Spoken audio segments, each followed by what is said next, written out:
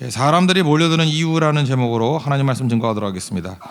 다윗이 왕이 되도록 도운 사람들 이야기입니다. 왜 그들이 다윗을 도우러 왔겠습니까? 다윗은 이 당시가 가장 힘든 시기였습니다. 여기 보니까 도망자 시절이었죠.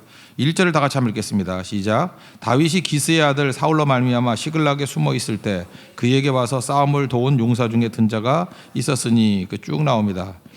그러니까 시글락에 있을 때는 언제죠? 도망 다닐 때고 사울에게 쫓겨가지고 블레셋 땅으로 도망칠 때, 그러니까 최고로 어려울 때죠.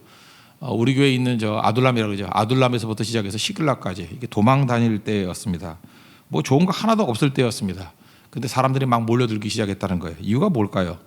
다윗이 하나님 편에 철저히 서 있으니까 하나님께서 사람들을 모아 주신다는 겁니다.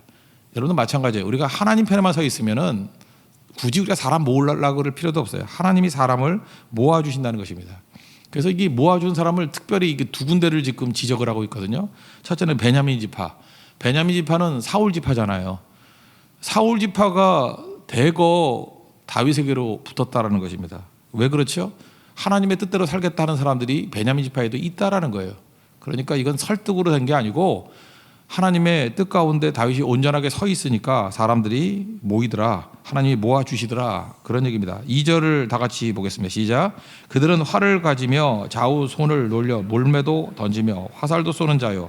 베냐민 지파 사울의 동족인데 그 이름은 이러하니라 라고 하면서 7절까지 쭉 명단이 나옵니다. 그러니까 베냐민 지파도 왔다라는 거예요. 원래 이스라엘은 그 지파니까 혈족 공동체죠. 자기 지파를 버리고 왔다라는 건 이게 사실 말이 안 되는 거거든요. 근데 그 정도로 하나님의 뜻대로 서 있으니까 하나님께 사람들을 모아 주시더라는 것입니다. 이건 사람 모으기 위해서 줄 서기 시킨 게 아닙니다. 그러니까 이 베냐민 지파 사람들도 굉장히 영적 분별력이 있었던 거죠. 누가 하나님의 사람인지를 알고 따르더라는 것입니다. 하나님 마음에 합한 사람이 다윗이다. 그걸 알았기 때문에 그렇다는 거예요. 또 한 가지 이제 특별한 지파를 얘기를 하는데 갓지파거든요. 8절부터 15절까지 이제 갓지파가 모였다고 얘기를 하는데 이 갓지파의 특징은 뭐냐 하면은 요단 동편 지파예요. 그러니까 요단 동편의 특징 아시죠? 좋은 땅입니다. 부유한 것입니다. 비옥한 것입니다. 근데 그 좋은 땅 있는 사람들이 그 땅을 버리고 광야에 있잖아요, 지금. 광야로 다윗에게 합류하겠다고 왔다라는 거예요. 그러니까 요즘식으로 하면 강남의 청담동에 사는 사람이 깡촌으로 따라갔다라는 거예요. 그죠? 뭐 그런 거하고 똑같은 거죠.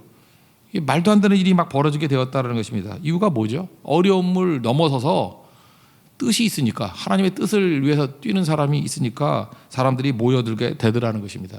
그리고 이 가지파는요, 이렇게 좋은 장소를 떠나가지고 어려운 장소로 따라온 것도 있지만 난관도 뛰어넘었어요. 요단강이 막 넘실될 때, 이게 우기거든요. 그걸 뛰어넘었다라는 거예요. 15절 한번 읽겠습니다. 시작. 정월에 요단강 물이 모든 언덕에 넘칠 때 이 무리가 강물을 건너서 골짜기에 있는 모든 자에게 동서로 도망하게 하였더라. 우기에 요단강을 건너서 왔다. 좋은 것을 버리고 험난한 곳으로 왔다. 장애를 넘고 왔다. 이거죠. 하나님의 말씀 앞에만 온전하게 서 있으면 하나님께서 사람들을 모아 주신다는 것입니다. 여기서 우리가 알 수 있는 게 뭐죠? 하나님은 결코 혼자 일하게 내버려 두지 않는다는 것입니다. 반드시 뜻이 있는 곳에 동역자를 보내주시고 이끌어 주신다는 거예요.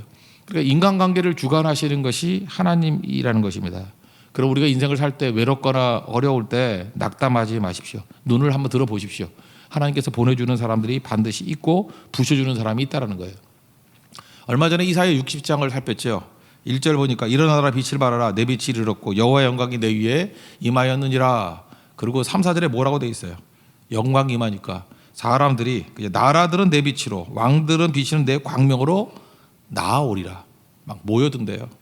4절 내 눈을 들어 사방을 보라 무리가 모여 다 내게로 오느니라. 아들들은 먼 곳에서 오겠고 딸들은 안기어 올 것이라. 이게 온다라는 거야. 막 모여든다라는 거예요. 빛이 임하게 될 때, 영광이 임하게 될 때 모여든다는 것입니다. 다윗이 그래, 다윗이. 하나님께서 그 가운데 빛을 비춰주시니까 도망자 신분인데도 불구하고 이제 극단을 보여주는 거예요. 야, 어떻게 베냐민 지파가 다윗에게 올 수 있냐? 베냐민 지파가 왔다는 거예요. 광야에 있는데. 또 거기다가 이렇게 유복하게 살고 있던 그 부잣집 동네거든요.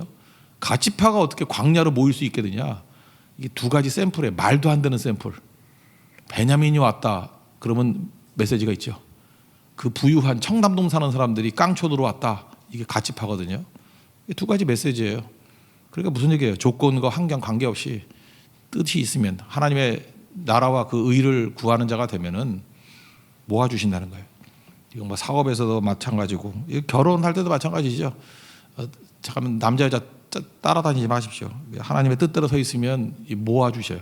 예배, 기도, 선교, 충성하면은 하나님께서 모아주신다는 거예요. 그래서 결론적으로 22절 한번 달겠습니다. 22절 시작. 그때 사람이 날마다 다윗에게로 돌아와서 돕고자 하매 큰 군대를 이루어 하나님의 군대와 같았더라. 무슨 얘기예요? 하나님께서 모아주시더라는 거죠. 날마다, 이건 뭐 달마다도 아니에요. 주마다도 아니고 날마다. 오늘 지나면 더 모이고 내일 지나면 더 모이고 모레 지나면 더 모이고 날마다죠. 데일리 브레드. 하나님께서 날 단위로 주시는 거예요. 이게 능력도 날 단위로 주시는 거라고. 몰아서 하지 말고 하나님께서 주시는 그 은혜를 누리기를 원합니다. 그래서 뭐 거래처에 있는 사람들도 올 것이고 남편감도 오고 아내감도 오고 다 모여들게 된다라는 것입니다. 그러니까 그의 나라와 그 일을 구하면 나머지는 채워주신다. 그래서 이 다윗의 원리를 꼭 붙들고 우리 승리하는 하나님의 종 되기를 바랍니다. 두 번째는 하나님께서 옥석을 가리게 만들어 주신다는 거예요. 또 다른 말로 하면 다윗이 기도의 사람, 성령의 사람이 되면은 또 다른 사람들을 알아보게 만든다는 거예요. 많이 모였다가 중요한 게 아니고 그것도 이제 걸러내야죠. 진짜와 가짜인지를 걸러내는 거. 그런데 이 가짜들은 떨어져 나가는 것도 은혜예요. 근데 지금 이게 위기 상황에서 사람 모여드니까 다 믿을 수는 없잖아요. 이게 진짜인지 가짜인지. 그래서 이걸 어떻게 골라내느냐. 우리도 그렇지 않습니까? 이게 우군인지 적군인지 이게 간첩인지 스파이인지 어떻게 아느냐는 거예요. 그 원리가 지금 나와 있거든요. 옥석을 가리는 원리. 16절부터 18절까지 다 같이 한번 읽겠습니다. 시작. 베냐민과 유다 자손 중에서 요새에 이르러 다윗에게 나오매 다윗이 나가서 맞아 그들에게 말하여 이르되 만일 너희가 평화로이 내게 와서 나를 돕고자 하면 내 마음이 너희 마음과 하나가 되려니와 만일 너희가 나를 속여 내 대적에게 넘기고자 하면 내 손에 불의함이 없으니 우리 조상들의 하나님이 감찰하시고 책망하시기를 원하노라 하매 그때에 성령이 30명의 우두머리 아마샤를 감싸시니 이르되 다윗이여 우리가 당신에게 속하였고 이새의 아들이여 우리가 당신과 함께 있으리니 원하건대 평안하소서 당신도 평안하고 당신을 돕는 자에게도 평안이 있을지니 이는 당신의 하나님이 당신을 도우심이니이다 한지라. 다윗이 그들을 받아들여 군대 지휘관을 삼았더라. 이거는 합리적인 의심이죠. 여기 지금 베냐민 유다 그랬지만 사실 유다보다도 베냐민이 더 의심스러운 거죠. 사울 지파가 어떻게 나한테 왔냐, 이게 진짜인지 아닌지 어떻게 알아요? 그래서 합리적인 의심을 한 거예요. 그래서 묻죠. 너희가 나를 속여서 대적에게 넘기고자 간첩으로 온 거냐, 스파이로 온 거냐, 말하라. 나는 하나님이 감찰하실 것을 믿는다. 그랬더니 하나님께서 18절에 보니까 성령의 인도하심을 줬다는 거예요. 영어 성경 보니까 The Spirit came upon 아마샤. 아마샤에게 성령이 임했대요. 다윗이 기도하는 성령의 사람이잖아요. 그래서 이렇게 말을 하고 난 다음에 봤다라는 거예요. 봤더니 아마샤에게 성령이 임한 충만함을 본 거예요, 자기가. 그래서 그때 느낀 게 뭐죠? 이거 진짜네 라고 확인하게 됐다는 거예요. 이거 성령의 사람이 아니면 이게 뭔 소리야 이럴 거예요, 그죠? 근데 성령의 사람은 성령의 사람을 알아봅니다. 반드시 알아봐요. 그래서 우리 영이 충돌한다 그러는 게 있죠. 이렇게 어떤 사람은 기도도 안 하고 농땡이 치고 육적으로 나가는 사람들은 자기는 몰라. 근데 이게 기도하고 영적인 사람이면 아, 이거 참 영이 부딪히는구나, 이걸 느끼거든요. 느낀다고요. 그래서 저건 아니다. 굳이 말한다 그러면 어떻게 알아요? 척 보면 알아요. 척 보면 한다고. 그런 게 있다고요. 다윗이 자기가 이렇게 욕심에 사로잡히지 않고 하나님 안에서 거하는 사람이니까, 성령의 사람이니까 확인을 뭘로 해요? 성령의 사람임을 보고 확인하더라는 거예요. 이게 얼마나 중요한 건데. 그러니까 영적이지 않은 사람이 지도자가 되놓으면 반드시 무너집니다. 왜 무너지죠? 누가 우군이 적군이지 막 섞여 있거든요. 그래서 깨지게 된다는 거예요. 이거 잘 힘들면요, 교회가 예배, 기도, 선교, 예배, 기도, 선교 이거 반복적으로 계속 해보세요. 가짜는요 못 버텨요. 쇼하는 것도 뭐 한두 번이지, 그죠? 이게 뭐 1년이 지나고 2년이 지나고 버틸 수, 변화가 되든지 폭로되든지. 바로 그예요. 성령의 사람은 성령의 사람을 구분할 수 있다라는 것입니다. 그래서 여러분들이 기도해야 돼요. 사업을 해도 기도하고 해야 돼요. 왜냐하면은 분별력이 생기게 되거든요. 이게 진짜인지 가짜인지. 이게 하나님께서 그걸 느끼게 해 주신다는 것입니다. 그러므로 우리가 다윗에게 몰려든 사람들 중에서 옥석을 어떻게 가르는가, 이게 성령의 원리예요. 기도의 원리. 하나님 앞에 여러분들도 속지 아니하고 온전하게 이렇게 분별을 가지고 하나님의 사람들을 세워나갈 수 있는 우리 지혜가 있는 축복이 임하기를 바랍니다. 그리고 마지막 세 번째는 뭐냐 하면 이제 정권 교체기잖아요. 혼란기죠. 혼란기에 많은 혼란이 있었는데 지금 모든 지파들이 다 무장해서 모였습니다. 그래서 이게 큰일 났다 이런 생각이 드는데 그때에 다윗은 그들과 함께 축제로 다 만들어 버렸다는 거예요. 먼저 23절 한번 보겠습니다. 시작. 싸움을 준비한 군대 지휘관들이 헤브론에 이르러 다윗에게로 나와서 여호와의 말씀대로 사울의 나라를 그에게 돌리고자 하였으니 그 수여가 이러하였더라. 그러면서 유다 자손, 시므온 자손, 베냐민 자손 뭐 쭉 12지파 쭉 얘기를 합니다. 다 모여들었어요. 지금은 정권 교체기니까 혼란기죠. 그죠? 이게 어떻게 될지 모르고 그래서 다 무장을 하고 긴장 상태에 놓여 있었다는 거예요. 이게 뭐 개척조기도 뭐 비슷할 거예요. 뭐 여러 사람들이 모여가지고 서로 의심도 하죠. 저 사람 어떤 사람인가? 저거 어떤 칼라인가? 뭐 같은 뜻으로 모인 것 같이 보이지만 의심도 있고 또 이렇게 다르니까 칼라가 다르니까 부딪히기도 하고 막 이렇게 혼돈이 왔다라는 것입니다. 근데 참된 리더십이 뭔지 알아요? 이게 바로 예배의 능력이에요. 교제의 능력이에요. 예배기도 성교. 이게 같이 참여하다 보면 녹아서 하나가 되게 만드는 거거든요. 다윗이 어떻게 전체를 하나로 만들었냐 하는 거예요. 이 초대교회 역사하고 똑같아요. 38절부터 40절까지가 나와 있습니다. 다 같이 읽겠습니다. 시작. 이 모든 군사가 전열을 갖추고 다 성심으로 헤브론에 이르러 다윗을 온 이스라엘 왕으로 삼고자 하고 또 이스라엘 남은 자도 다 한 마음으로 다윗을 왕으로 삼고자 하여 무리가 거기서 다윗과 함께 사흘을 지내며 먹고 마셨으니 이는 그들의 형제가 이미 식물을 준비하였음이며 또 그들의 근처에 있는 자로부터 이사갈과 스불론과 납달리까지도 나귀와 낙타와 노새와 소에다 음식을 많이 실어왔으니 곧 밀가루 과자와 무화과 과자와 건포도와 포도주와 기름이요 소와 양도 많이 가져왔으니 이는 이스라엘 가운데 기쁨이 있었음이었더라. 무슨 얘기를 한 거예요? 교제했다는 거예요. 교제. 하나님께 주신 이 모든 것들을 가지고 자기 것을 내놓고 교제했다라는 거예요. 어제 주일 말씀이 그거였죠. 하나님께서 우리에게 돈을 주셨는데 돈을 땅에 쌓는 방법이 있고 하늘에 쌓는 방법이 있다고. 그러니까 돈을 하늘에 쌓는 방법이 뭐예요? 관계를 위해서 쓰는 거예요. 관계 개선을 위해서 돈 쓰는 거예요. 지금 여기 이스라엘의 12지파가 모여서 지금 뭐 하고 있어요? 지금 가지고 있는 돈들을 가지고 관계를 위해서 쓰고 있잖아요. 그죠? 하나님께는 예배드리고 전체로는 먹고 마시고 하나 되는 것을 위해서 쓰고 있지 않습니까? 그러니까 뭐예요? 정확히 알고 있는 거예요. 그죠? 능력은 어디서 나와요? 관계에서 나오는 거예요. 돈에서 나오는 게 아니고. 그래서 이렇게 3일 동안 먹고 마시고 예배드리는 가운데 하나가 됐다라는 것입니다. 이 초대교회하고 똑같죠.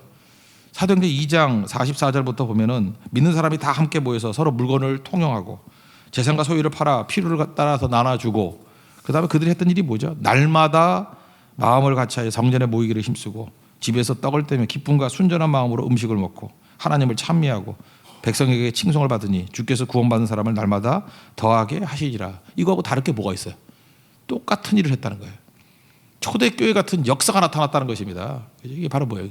모든 하나님께 주신 영향을 가지고 쌓아두지 아니하고 썩을 것에 쌓아두지 아니하고 관계를 위해서 썼다는 거예요. 관계를 위해서. 다윗 왕국이 그런 왕국이에요. 하나님께서 모든 걸 주셨을 때 성전을 지었다는 게 뭐예요? 그게 예배드렸다는 게 뭐예요? 하나님과의 예배를 위해서 관계를 위해서 썼다는 거 아니에요. 그리고 했던 게 뭐예요? 맨날 모여서 하나 되는 일들, 소외된 사람들 세워주는 일들. 돈은 그렇게 쓰는 게 돈이 중심이 아니죠.